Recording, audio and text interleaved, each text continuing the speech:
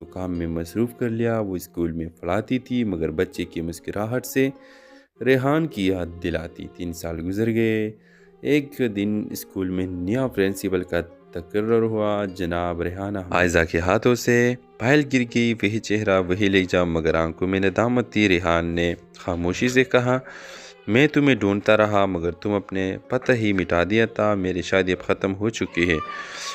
Hello viewers, بارش کی بوندیں کھڑکی کے شیشے پر گرتی جا رہی تھی اور عائزہ چپ چاپ صوفے پر بیٹھی پرانی تصویروں کو دیکھ رہی تھی۔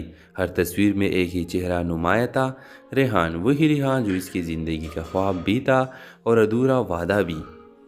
ویورز، 5 سال پہلے عائزہ اور ریحان یونیورسٹی کے ساتھی تھے۔ دونوں کے خواب، سوچ اور جذبے ایک جیسے تھے۔ ریحان کہتا تھا، عائزہ میں تمہیں خوشی سے بھر دوں گا، بس میرا ساتھ دینا۔ عائزہ نے اس کی آنکھوں میں دیکھا اور چپ چاپ سر ہلا دیا تھا۔ دونوں نے اپنی محبت چھپ کر جینے کی قسم کھائی، کیونکہ ریحان کے گھر والے سخت مزاج تھے۔ وہ امیر گھرانے سے تعلق رکھتے تھے، جبکہ عائزہ ایک عام سرکاری ملازم کی بیٹی تھی۔ ویورز، وقت گزرتا گیا، آنکھوں میں دیکھا اور چپ چاپ سر ہلا دیا تھا۔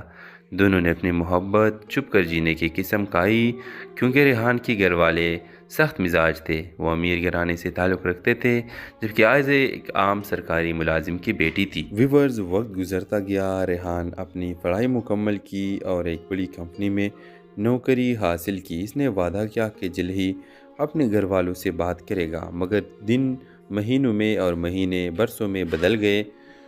پھر ایک دن ریحان کا فون آیا، آواز کانپ رہی تھی، عائزہ میں کمزوری پڑ گیا ہو، اس نے میری شادی کہیں اور طے کر دی ہے۔ میں تمہیں نہیں بول سکتا مگر میں انکار نہیں کر سکتا۔ یہ سن کر عائزہ کی دنیا رک گئی۔ اس نے کچھ نہیں کہا، بس فون بند کر دیا۔ اس دن کے بعد اس نے خود کو کام میں مصروف کر لیا۔ وہ اسکول میں پڑھاتی تھی مگر بچے کی مسکراہٹ سے ریحان کی یاد دلاتی۔ 3 سال گزر گئے۔ ایک دن اسکول میں نیا پرنسپل کا تقرر ہوا۔ جناب ریحانہ عائزہ کے ہاتھوں سے فائل گر گئی۔ وہی چہرہ، وہی لہجہ، مگر آنکھوں میں ندامت تھی۔ ریحان نے خاموشی سے کہا، میں تمہیں ڈھونڈتا رہا مگر تم اپنے پتہ ہی مٹا دیا تھا۔ میری شادی اب ختم ہو چکی ہے۔